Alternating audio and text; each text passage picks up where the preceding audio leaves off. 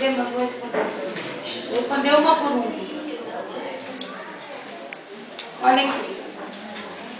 Não é para ir para o banheiro se masturbar. Porque isso não é de Deus. Isso é coisa do inimigo.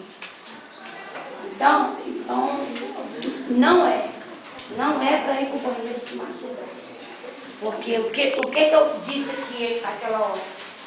O que é que você faz quando você está sozinho? Sem ninguém ver.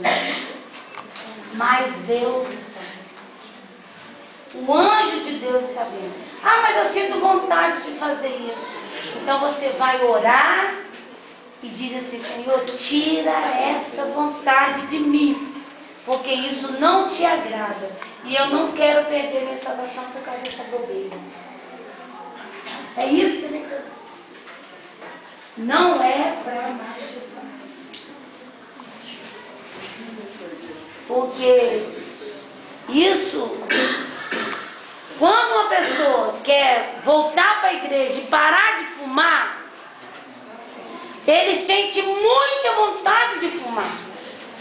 Para ele não vir para a igreja e não parar de fumar. Quando uma pessoa toma cerveja,